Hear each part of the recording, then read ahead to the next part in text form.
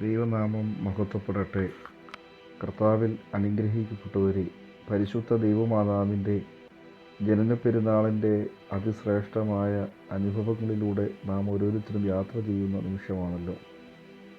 ദൈവസന്നിധിയിൽ എത്രമാത്രം സ്വർഗീയ മധ്യസ്ഥതയാൽ അനേകർക്ക് അനുഗ്രഹങ്ങൾ പകർന്നു കൊടുക്കുന്ന ദൈവമാതാവിനെ പരിശുദ്ധ സഭയുടെ രണ്ടാമത്തെ സ്വർഗമെന്നും ശുദ്ധതകളുടെ ശുദ്ധസ്ഥലത്തെ സകല വിശുദ്ധന്മാർക്ക് ഉപരിയായി സ്ഥിതി ചെയ്യുന്ന വചനമാ ദൈവത്തെ പ്രസവിച്ച നിർമ്മല കന്യകയെന്നും പിതാക്കന്മാരെ ദൈവമാതാവിന് വിശേഷണം നൽകിയ ധാരാളം വിശേഷണങ്ങൾ പരിശുദ്ധ അമ്മയെപ്പറ്റി സഭാചരിത്രത്തിൽ നാം കാണുന്നുണ്ട്. ലോകത്തിൻ്റെ അമ്മ, നമ്മുടെ അമ്മ, നമ്മുടെ ക്രിസ്തുവിൻ്റെ അമ്മ, പരിശുദ്ധ സഭയുടെ അമ്മ, ആ നിലയിലൊക്കെ പരിശുദ്ധ അമ്മയുടെ ജീവിതത്തിൻ്റെ മൂല്യം എത്ര വലുതാണ് എന്ന് ആ ജീവചരിത്രം പരിശോധിക്കുമ്പോൾ നാം കാണുകയാണ്. കർത്താവിൽ അനുഗ്രഹിക്കപ്പെട്ടവരെ, ഇത്ര ശ്രേഷ്ഠയായ ഒരു അമ്മയെ ഈ സഭയ്ക്കും നമുക്കും ലഭിച്ചത് നമ്മുടെ അനുഗ്രഹമാണ് എന്ന് തിരിച്ചറിയുവാനായിട്ട് നമുക്കിടയാകണം. ഈ നോമ്പിൻ്റെ കാലയളവിലൂടെ നാം കടന്നു പോകുമ്പോൾ പരിശുദ്ധ അമ്മയെപ്പറ്റി അനേകമായ വചനങ്ങളും അനേകമായ സാക്ഷ്യങ്ങളും ഒക്കെ കേൾക്കുവാനായിട്ട് ദൈവം നമ്മെ ഇടയാക്കുന്നുണ്ട്. എങ്ങനെയാണ് ഈ വലിയ പദവി പരിശുദ്ധ അമ്മയ്ക്ക് ലഭിച്ചതെന്ന് നാം ഒന്ന് പരിശോധിക്കുമ്പോൾ പ്രത്യേകമായും പരിശുദ്ധ അമ്മയുടെ താഴ്മ നിറഞ്ഞ ജീവിതത്തിൻ്റെയും ആരാധന ജീവിതത്തിൻ്റെയും പ്രാർത്ഥനയുടെയും ഒക്കെ അനുഭവങ്ങളാണ് എന്ന് നമുക്ക് കാണുവാനായിട്ട് സാധ്യമാവുകയാണ്. ഒന്നാമതായി നാം മനസ്സിലാക്കുന്നത്, ദൈവവചനത്തെ സ്നേഹിച്ച അമ്മയെ പരിശുദ്ധ അമ്മയുടെ ജീവചരിത്രത്തിലൂടെ നാം കാണുന്നുണ്ട്. ഇതാ ഞാൻ കർത്താവിൻ്റെ ദാസി, നിൻ്റെ ഹിതം പോലെ എനിക്ക് ഭവിക്കട്ടെ എന്ന് ദൈവസന്നിധിയിൽ വചനത്തെ സ്നേഹിക്കുന്ന, വചനത്തെ സ്വീകരിക്കുന്ന അമ്മയെ നമുക്കതിലൂടെ കാണുവാനായിട്ട് സാധിക്കുന്നുണ്ട്. ദൈവത്തിൻ്റെ രക്ഷാകര പദ്ധതിയിൽ പങ്കാളിയാകുവാൻ ദൈവദൂതൻ പരിശുദ്ധ അമ്മയെ തിരഞ്ഞെടുക്കുമ്പോൾ ദൈവത്തിൻ്റെ ശബ്ദം ദൈവദൂതനിലൂടെ പരിശുദ്ധ കന്യാമറിയാമിൻ്റെ അടുക്കിലേക്ക് വചനം ജഡമായി തീരുവാൻ തക്കവണ്ണം പരിശുദ്ധ അമ്മയെ അപ്രകാരം ഒരുക്കുമ്പോൾ ആ വചനത്തെ ശിരസാ വഹിക്കുന്ന, സ്വീകരിക്കുന്ന, വിനയത്തോടെ അതിനെ ഉൾക്കൊള്ളുന്ന അമ്മയെ നാം കാണുന്നുണ്ട്. പ്രിയപ്പെട്ടവരെ, ദൈവവചനം നമ്മുടെ ജീവിതത്തിൽ പരിശുദ്ധ അമ്മയെപ്പോലെ പ്രതിസന്ധികളിലും പ്രതികൂലങ്ങളിലും രോഗങ്ങളിലും ജീവിത ക്ലേശങ്ങളിലുമൊക്കെ ദൈവവചനം നമുക്കൊരു സാന്ത്വനമായി, അനുഗ്രഹമായി, ദൈവകൃപയായി മാറുവാൻ പരിശുദ്ധ അമ്മയുടെ ജീവിതം നമ്മെ പഠിപ്പിക്കുക. അതുകൊണ്ട് ദൈവവചനത്തെ സ്നേഹിക്കുന്ന അമ്മയെ ഹൃദയത്തോട് ചേർത്ത് വെക്കുന്ന, വചനത്തെ ഹൃദയത്തോട് ചേർത്ത് വെക്കുന്ന അമ്മയുടെ മാതൃകാപരമായ ജീവിതം ദൈവവിശ്വാസികളായ നമുക്കും നമ്മുടെ ജീവിതത്തിൽ ഉണ്ടാകേണ്ടത് അനിവാര്യമാണ്. വീണ്ടും പരിശുദ്ധ അമ്മയെപ്പറ്റി നാം പരിശോധിക്കുമ്പോൾ സഹനങ്ങൾ ഏറെ ജീവിതത്തിൽ സ്വീകരിച്ച അമ്മയെ നമുക്ക് ജീവചരിത്രത്തിൽ കാണുവാനായിട്ട് സാധിക്കും.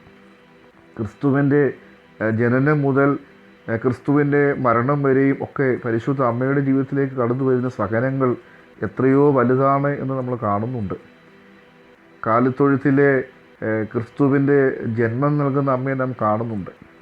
പൂർണ്ണഗർഭിണിയായ പരിശുദ്ധ കന്യാമറിയാമിനെ കൊണ്ട് യൗസേപ്പ് പിതാവ് ദീർഘദൂരം യാത്ര ചെയ്ത് അവസാനം കാലിത്തൊഴുത്തിൽ ക്രിസ്തുവിന് ജന്മം നൽകുന്ന അനുഭവത്തെ നാം കാണുന്നുണ്ട്. തുടർന്നുള്ള ഓരോ അനുഭവങ്ങളിലും അവസാനം കാൽവറിയിൽ 10 മാസം ചുമന്ന തൻ്റെ ഏകജാതനായ മകനെ അവിടെ ബലിയർപ്പിക്കപ്പെടുന്ന അനുഭവത്തിലും ആ പരിശുദ്ധ അമ്മയുടെ മനസ്സിലേക്ക് കടന്നു വന്ന കഷ്ടതകൾ, സഹനങ്ങൾ എത്രയോ വലുതാണ് എന്ന് പ്രിയപ്പെട്ടവരെ നാം തിരിച്ചറിയണം.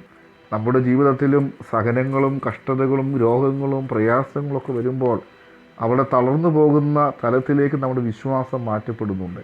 എന്നാൽ പരിശുദ്ധ അമ്മയെപ്പോലെ ഏത് പ്രതിസന്ധിയെയും ഏത് കഷ്ടതകളെയും ശിരസാ വഹിക്കുവാനും അതിനെ ഉൾക്കൊള്ളുവാനും അതിലൂടെ ദൈവഹിതം എന്താണോ ആ ദൈവഹിതത്തിനനുസൃതമായി നമ്മുടെ ജീവിതത്തെ ക്രമീകരിക്കുവാനും പരിശുദ്ധ അമ്മയുടെ ജീവിതം നമ്മെ പഠിപ്പിക്കുന്നുണ്ട്.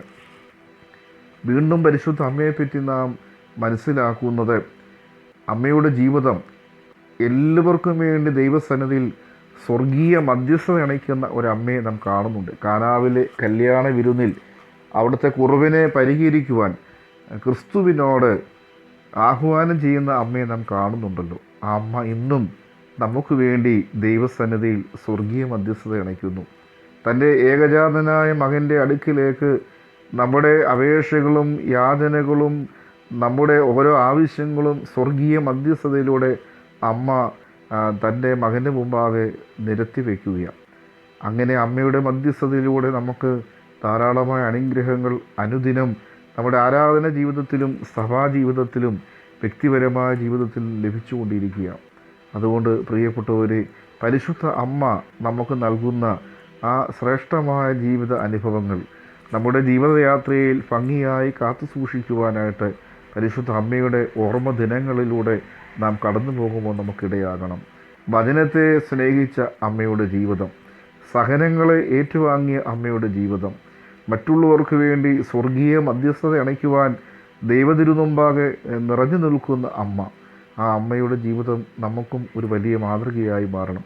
എന്തുകൊണ്ടാണ് ഇങ്ങനെയുള്ള ആത്മീയമായ അനുഭവങ്ങൾ ആ പരിശുദ്ധ കന്യകയ്ക്ക് ലഭിച്ചതെന്ന് നാം ചിന്തിക്കുമ്പോൾ, ബാല്യം മുതലുള്ള ആരാധനപൂർണമായ ജീവിതം, ദേവാലയത്തോടുള്ള സ്നേഹം, പുരോഹിതന്മാരോടുള്ള സ്നേഹം, മറ്റുള്ളവരോടുള്ള സ്നേഹം, ദൈവത്തിന് വേണ്ടി, ദൈവത്തിൻ്റെ രക്ഷാകര പദ്ധതിക്ക് വേണ്ടി ഒരു സാധാരണ കുടുംബത്തിൽ സാധാരണ മാതാപിതാക്കളുടെ മകളായി ജനിച്ച ആ കന്യക തൻ്റെ ജീവിതത്തിലൂടെയാണ്, തൻ്റെ ജീവിത മൂല്യങ്ങളിലൂടെയാണ് ഒരു വലിയ പദവിയിലേക്ക് ഉയർത്തപ്പെടുന്നത്.